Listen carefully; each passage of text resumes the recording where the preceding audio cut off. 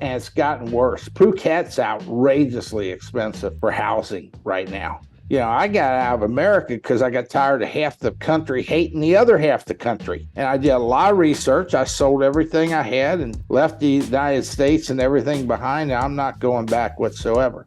But I'm tired of the Bangkok scene. I'm on the retirement visa. Was it easy to get? Green grease makes it all happen. That's the real truth. So you were a professional poker player for 12 years. What's the story, folks? Pete here from Thairish Times. I hope you're keeping well wherever you are. So today we're going to talk to Mark from America, who's been retired in Thailand for just about 1 year now, a little over 1 year. And Mark is, he's basically what he's doing is he's looking for the perfect place to settle down in Thailand. He spent a year in Bangkok, didn't really like it. He's going to get into the reasons why in this video. And now what he's doing is he's traveling around to find the perfect retirement spot. He's been to Phuket, he's been to Samui, he's been to Jomtien, he's been to Pattaya. He's going to discuss the cost of living and how affordable to live there is and to rent a home there is. And Mark is also going to share with us how he moved his money from west to east and avoided all those bank charges. He's going to get into how he got his retirement visa and the hoops that you have to go through to get one. And he's also a super interesting guy. He spent 12 years as a professional poker player, and he also has dual citizenship. So he purchased citizenship of another country because he wasn't happy with the way things were going in America. So we're going to get into all that in this interview. If you like it, hit that like button, leave me a comment, and subscribe to the video. Let's get straight into it. Well, Mark, thanks very much for coming on here on Thairish Times. I met you just before I left Thailand. You just arrived, which was around July, August last year. We met, we had a coffee. You were embarking on your whole Thailand journey. You were excited about it. So I'm here a year on now to do this interview with you to find out what is the last year been like for you in Thailand. Fantastic. The last year's been fabulous. I got there in Bangkok, immersed in the big city. And you have to understand, I've never been in a quote unquote big city. I was born and grew up in Cincinnati, Ohio. And Cincinnati is sort of like, the whole greater metropolitan area might be 1.5 million people, and it's well spread out, and it's nothing to be considered a Chicago or New York or a Bangkok, or not even close. It's big, but you can drive from one side of the city to the other side of the city, through the city, in the middle of the day, and it's a 30-minute ride, 45-minute ride at the worst time. So, and that's like, 45 miles you can do in 45 minutes. So it's nothing like Bangkok. But I got that condo there. At the end of my condo lease, the end of July, I abandoned the condo. So right now, we're on a trip by car through Thailand. I went up north through Udon Thani and Chiang Mai, and then ended up coming back down through Bangkok and through Hua Hin, and I'm down in Phuket now, and this is our last night in Phuket. Got a girlfriend now, didn't have one when I met you, but I wasn't truly ever coming to Thailand looking for a girlfriend. That was never part of the plan. It wasn't something I was, it wasn't like I'm leaving, I'm going to go find a girlfriend in Thailand. It wasn't even on my mind. I just wanted to get out of the United States. I got a second passport that I purchased from the island of St. Lucia. So I'm a citizen of the island of St. Lucia. So if the United States wants to restrict my passport or whatever, I can tell them to go take a flying leap. So I've got 20 islands that let me come in on my St. Lucia passport, just like you're a resident. Come on in, work, live, rent, buy, doesn't matter, no restrictions. You're a citizen, basically. I got out of America because I got tired of half the country hating the other half the country. It's so divisive that you just can't imagine how divisive it is. So I got out of the United States when it got crazy and said, this isn't the country I grew up in. I'm no longer happy here. So, taking the words of Andrew Henderson, I'm going where I'm treated best. And I did a lot of research. I sold everything I had and jumped on a plane July 4th, which is their Independence Day in the United States, and left the United States and everything behind. I'm not going back whatsoever. But I'm tired of the Bangkok scene. I'm tired of the condo shuffle. I'm spoiled, literally spoiled. I'm tired of wanting to go out and get groceries and having to, fight the traffic, do that walk all the way to catch a cab or to get on the BTS or wherever you want to go. And then when you get your groceries, you got to lug it through the lobby and grab an elevator. I was on 34th floor. So that's a 50-second elevator ride. Then you got to walk it all the way down your hall to get your groceries in. I'm spoiled. I used to put the groceries on the back seat, drive up my driveway, push a button, and the garage door is open. You go inside, you take your bag of groceries, walk 20 feet. You're in the kitchen, put them away. So I'm looking for a pool villa somewhere. So far, high on the list is either Hua Hin or around the Jom Tiem area. But I'm not looking to be on the beach. I'm not looking to be in the walking streets. I'm looking to get, 4 or 5 kilometers away from the action and get a pool villa, maybe 3-bedroom, 2,000 or 3,000 square feet.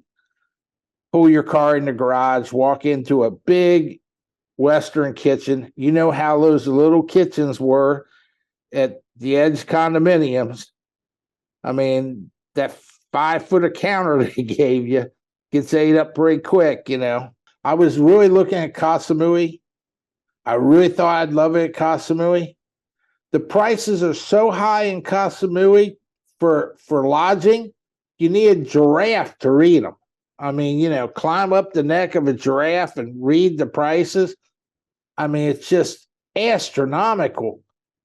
And I didn't even realize it, that the cost of an airline ticket from Bangkok to Koh Samui is 4 times higher than Bangkok to Phuket. Yeah, because they have a monopoly on it. It's Bangkok Airways, is it? I don't know, but I know it's 4 times the price. And every time you want to go to Koh Samui with your car, you have to take a ferry, and you have to pay 20% higher than Phuket. How do you find the cost of living compared to back in the United States? It's definitely less expensive here. For the last 3 weeks, I've been in Phuket. I'm in a 1-bedroom condo from Airbnb, and it's got a full kitchen, a really nice bath, shower, walk-in, 55-inch color TV. I'm on the first floor. It's not too bad a place, and I'm paying like $40 US a night for it. And, you can't do that in the United States. Now, other things, they're not much cheaper. But even these pool villas, I see pool villas there, you can get a 3-bedroom, single-story ranch-style house with a Western-style kitchen, and you're anywhere from $1,500 to $3,000, depending on how nice it is, a month, US dollars. Can't come close to that in the United States. And you live in the retired life now. You're fully retired. Well, they booted me to the curb on my job. I was with them from 2015. I retired in 2004. Then I played professional poker for about 12 years, drove around in a motorhome in the United States, and, did the whole World Series of Poker on ESPN, all those things.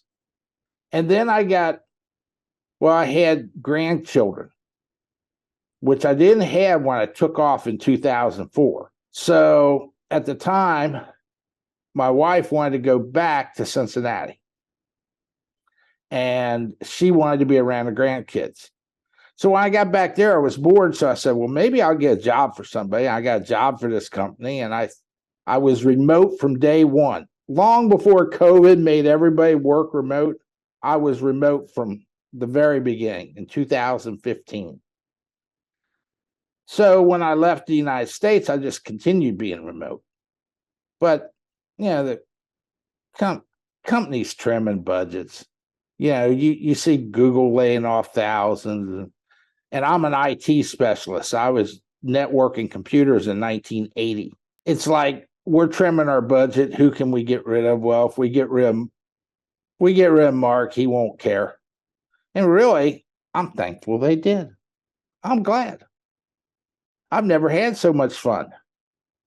Get up, do what I want, take a nap, get up, do what I want, start the day over again tomorrow. How can you beat that? Can't beat that. Let's talk about you being a poker player. I never knew that. So you were a professional poker player for 12 years. Well, yeah, I played in the tournaments with people like, Phil Hellmuth and I've been on ESPN a few times and played a final table of a $10,000 buy-in event in San Diego that was on ESPN with Chris Ferguson. They called Jesus Ferguson. And what's the most you've ever won? In tournaments, about 50,000. What's the most you've ever lost? I'm not a big loser. I'd say, seriously, I played most of the time I played cash games, but cash games, I never bet more than I could afford to lose. But even if you're a great poker player, I know some people argue this, but here's the thing about poker players. 99% of all poker players think they are better than 90% of all poker players. That's right. 99% of all poker players think they are better than 90% of all poker players. So when you do the math, that doesn't add up. Here's the thing. If you play cash, if you lose $2,000 and the next day you win $2,000 and the next day you lose $1,000 and the next day you win $2,000, the next day you lose $1,000, the next day you lose $500, next day you win $1,500. Over the long haul, even the good players, they make the difference on winning 60% and losing 40% of the time. And it is a mentally tough thing to do, Pete, because you wake up in the morning and instead of doing what you want, you say, I'm going to go play poker. Well, 4 times out of 10 times, you're going to come back and say, I wish the hell I stayed and watched reruns of Sanford and Son because I lost 2,000. I could have went up and picked rocks out of the parking lot and been better off than going to play poker. But then the other 6 days, you win money. So, it is tough to know that, 40% of the time when you leave the house, you're going to drop a bunch of money. But that's the life of it, because that's the only thing that keeps poker players playing is the fact that even the bad poker players, they're going to win. Bad poker players, see, they win 4 out of 10 days. Good poker players win 6 out of 10 days. So even the bad poker players can convince themselves they're good poker players and unlucky the other 6 days. Let's go back to Thailand then. So do you think you'll stay in Thailand for the long haul, or are you going to travel around to other countries? I'm going to stay in Thailand for a while. I'm going to go to where you're treated best. There's a possibility that I might investigate, the Philippines or whatever, but I'm happy here. I don't have to be at, let me put it this way. I don't have to be just going places just to go places. If you're happy, you're happy. And right now, I've never been happier. The only thing I'm unhappy about is actually, I like where I'm staying to be. I was spoiled, man. I had a 5-car garage that had 1,800 square feet. I haven't had a place I've stayed at that was 1,800 square feet, and that was my garage. So I'm spoiled. I like a big Western style kitchen and a big refrigerator and a place you can cook and, not tripping over everything. And it exists here. It's a little more expensive and it's gotten worse. Phuket's outrageously expensive for housing right now. What are the typical prices? Whatever you can get in Hua Hin for 60,000 is going to be 85,000 baht here. Ooh. That's how much difference it is. So if you're looking at 80,000 baht house in Hua Hin, it's 110 here for the same thing. And these are nice places.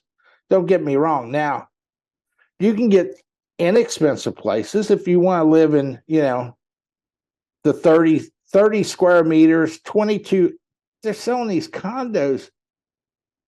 Come in 25 square meters. It's like living in a shoebox. Are you on the retirement visa? I'm on the retirement visa. Was it easy to get? It's green grease makes it all happen. That's the real truth. Green grease. You know what green grease is? Yeah, I sure do. In America, that green grease, it makes everything happen. I've got a good attorney. I paid a lot for it. And it was very expensive. I mean, it's not expensive at the immigration, but to have the attorney do was expensive. And they had to open a bank account for you and do all this other stuff to make everything happen. If you've got an agent doing things for you, it makes it way easier than anything else. When I needed a certification of my address to buy this car that I did a few weeks ago, I called my attorney up, who's my agent for the visa, and they had the letter in one day. I needed that same letter to get my driver's license, and me and Noy got it on our own. We went down there, spent 4 hours at immigration, expected to walk out with the letter, and they said, we'll mail it to you in 2 weeks. We begged, we pleaded, that's it, 2 weeks. If I want one through my attorney, they go down there, they got a friend or somebody that gets green grease, and they'll have it the next day and deliver it by motorcycle. So if you have an agent who knows what they're doing, and opening a retirement visa without an agent, I think would be crazy. The paperwork to get a bank account open, it's sort of this catch-22 deal here in Thailand. You have to have a bank account, and the bank won't give you a bank account without the visa. But you have to have the bank account for the visa, and you have to have 800,000 baht in the bank to get the visa. But the bank won't open it without you having the visa. But if you get the agent who's got somebody at the bank, they literally open you an account before you get the visa, put 800,000 baht into the account, put a block on the $800,000 or 800,000 baht, give you the bank book that you give to your agent who takes to the visa people and then gets your visa, and then they take the 800,000 baht back. They've just created a business around that. Well, there's a big business in the retirement visa business. It's not meant to cheat Thailand in any way, shape, or form, because I've got well over 800,000 baht in the bank as I'm supposed to have. Okay? But it's the way the system's set up, because I tried to open a bank account several times on my own in Thailand, just wanted to open a bank account. They won't talk to you unless you have a retirement visa that's good for a year. So having an agent wasn't meant to cheat the system or in any way, shape, or form. It's just the way they got this set up. You got the banks who don't want to do it, and the government who requires it done, and the banks just don't have to do it. Was it easy to move your money from the States to Thailand? Piece of cake. But there's a cheap way and an expensive way to do that for people from Thailand. First off, if you want cash and you want to get it off your credit card, you go to either Fidelity, which is a brokerage firm, one of the very large ones, or Charles Schwab, which is another very large one. You open up an account, and they'll give you a Visa card and a checking account. And both of these companies will allow you to use it at any ATM. And whatever the fees are, they give back to you automatically. No sweat, no hassle, nothing. Just every time they charge you $15 to get cash out of an ATM, the bank just gives you the 15 back. It's just part of their benefit package.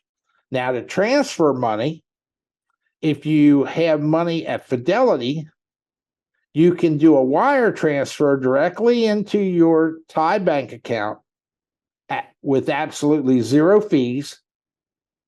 And right now, yesterday, it's 34.74 baht per dollar. One US dollar gets you 35.74 baht. So you just call up your Fidelity people, and the first few times it's a big hassle.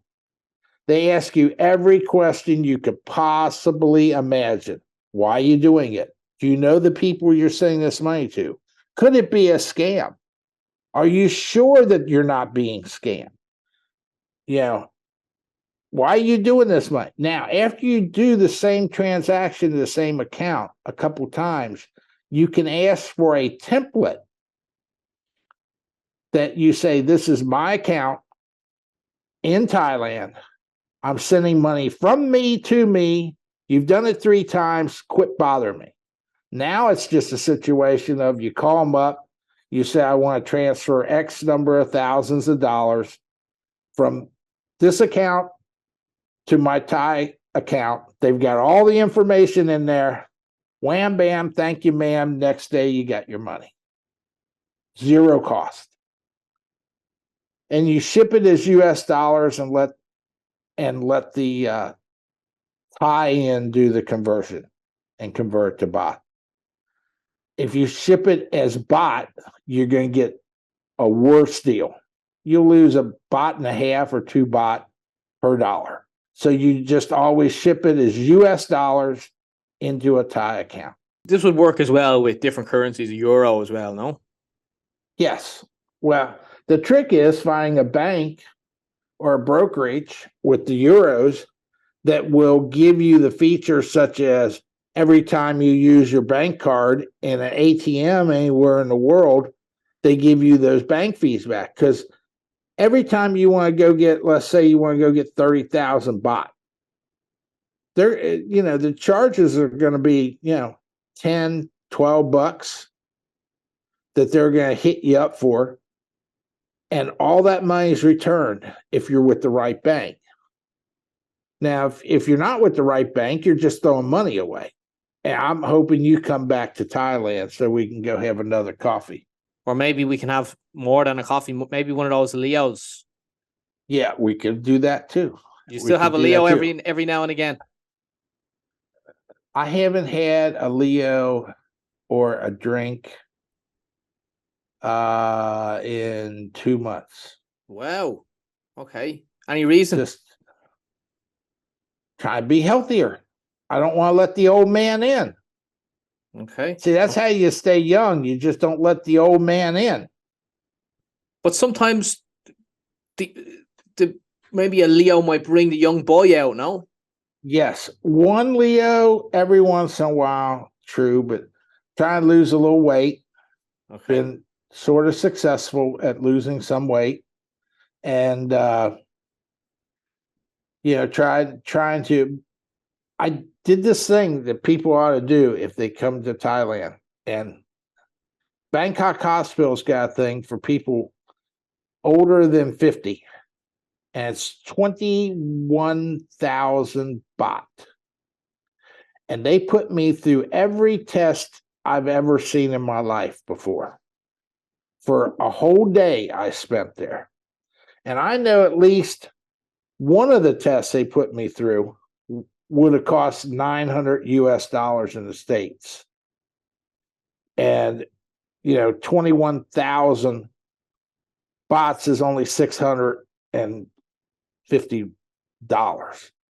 But they put me through every test. I mean, they did ultrasounds, they tell you things you didn't know, things I didn't know, you got a gallstone this big, don't worry about it.